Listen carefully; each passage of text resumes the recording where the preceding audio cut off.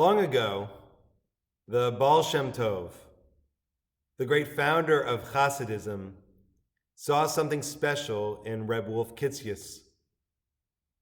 Reb Wolf was a good person. He cared about his family and his community.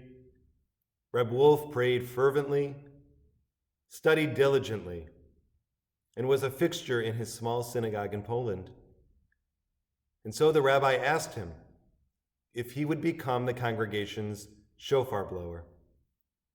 Reb Wolf agreed, and each week he met with the rabbi. The Baal Shem Tov taught him not only the blasts of the shofar, but all of the mystical teachings he knew about the shofar's origins and how the shofar could connect to the heavenly realms. Reb Wolf was going to teach these teachings on Rosh Hashanah. But as the high holidays approached, Reb Wolf became more and more panicked. He couldn't get the shofar blast just right, and he kept forgetting all of the rabbi's teachings. Reb Wolf decided to write down copious notes of everything he learned, and he put these notes safely in his front shirt pocket. He studied them all the time, from waking up to bedtime. He practiced and practiced the blasts of the shofar. At last, he felt ready. But on Rosh Hashanah morning, he felt into his shirt pocket, and he realized in horror that his notes were missing. As the Baal Shem Tov called him, his mind went completely blank. He didn't just lose the notes, he could no longer remember anything that the rabbi taught him, not even how to blow the shofar. Reb Wolf, it's time. But Rabbi, I can't. Broken-hearted and with bitter tears in his eyes, Reb Wolf picked up the shofar and gave a short, trembling blast. After the service had concluded, Reb Wolf found the Baal Shem Tov and apologized for his panic and forgetfulness and the despair he felt during the blast of the shofar. Reb Wolf, answered the Baal Shem Tov, in the palace, there are many chambers. Each chamber has its own lock. But there is a master key which opens any of the doors. That master key is a broken heart.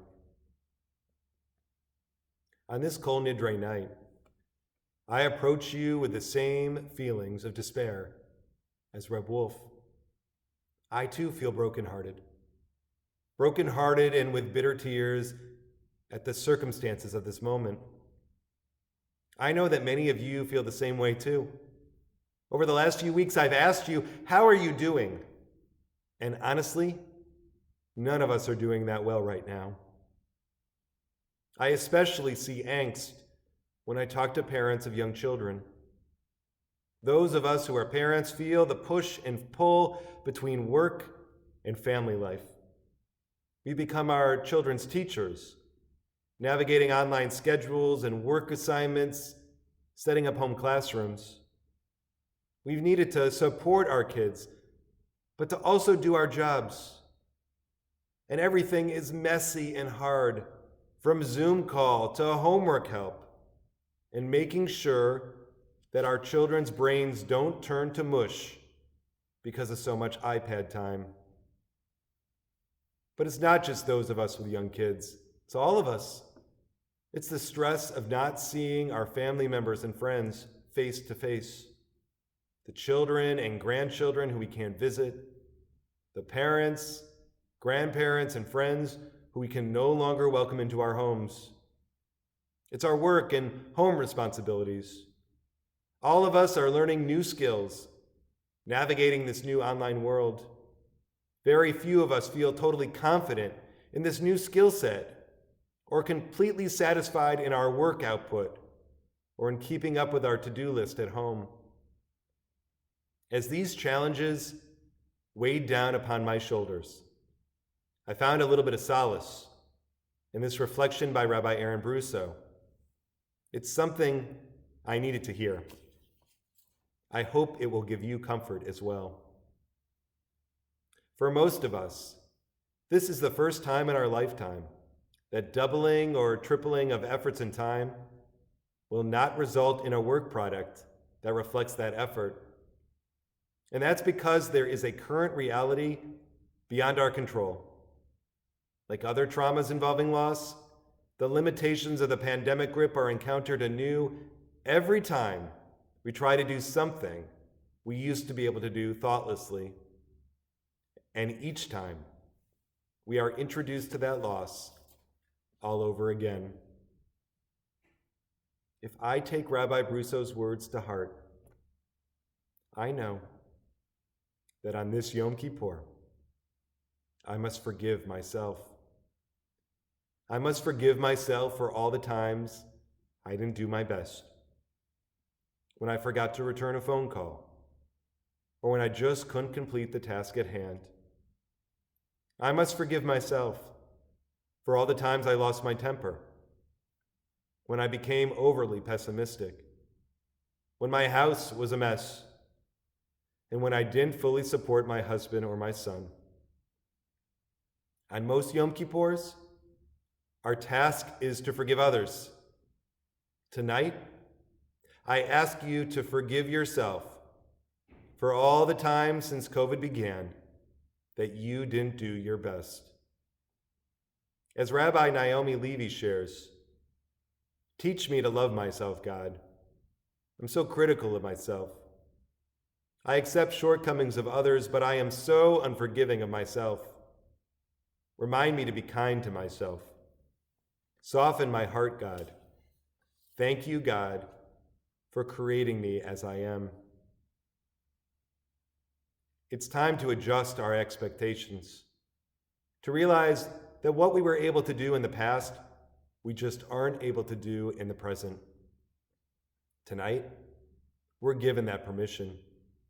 The Kol Nidre prayer is a sticky one that bothered our medieval rabbis greatly. The prayer, literally, is a get out of jail free card.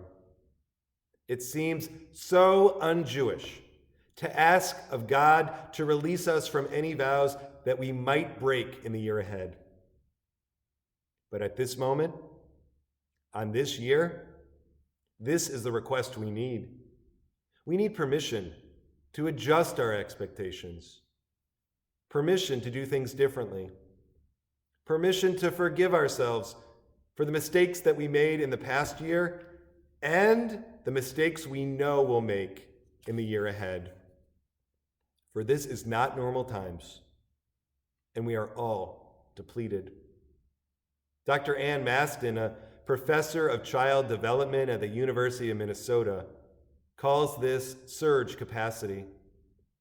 Surge capacity is a collection of adaptive systems, mental and physical, that we draw upon during short-term survival, during stressful situations like a natural disaster. Natural disasters, they occur over a short period of time, even if it takes a while to recover. Pandemics are different. The disaster itself stretches out indefinitely. Under normal circumstances, when we feel depleted, we can find the time to renew ourselves. But with COVID, we don't have the luxury of time. We are constantly exhausted, trapped, unable to focus. That is why I urge you to take the extra effort to replenish yourself. The world is in upheaval. Every day, a new fire to put out. The stressors of family life, work, an election, and a pandemic are almost too much to handle. Believe me, I know that it's difficult to pause in our day-to-day activities, especially when so many of the things we love pre-COVID just aren't easily accessible. But we need to find those moments of joy and rest that'll give us a boost. It is a very Jewish idea. Every week on Shabbat, we are required to put away our work and our stress. We must find our own Shabbat, to carve out a few minutes of every day, or one day a week, to reach out to friends and loved ones, to get away from the news, to replenish our souls for the tireless journey ahead. Long ago, after that Rosh Hashanah service concluded, Reb Wolf approached the great sage, the Baal Shem Tov, apologized for forgetting all of the rabbi's mystical teachings and for a lackluster shofar blast. The Baal Shem Tov answered with a cryptic response. In the palace, there are many chambers, and each chamber has its own lock. But there is a master key, which can open any door. That master key is a broken heart. It wasn't the shofar blast or a perfect retelling of the rabbi's teachings that opened the gate of the palace. It was Reb Wolf himself, broken-hearted, tear-filled, authentic Reb Wolf. It was his prayer, his very being, that was the master key. At this moment, we too are the key.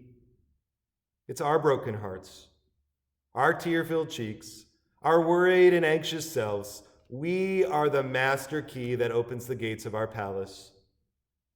On this Yom Kippur, we are given permission to recognize the tumultuous nature of this moment.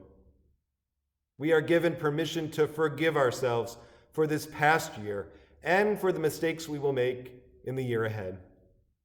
We are told to just be us, not perfect, just the authentic, broken-hearted selves we are at this moment.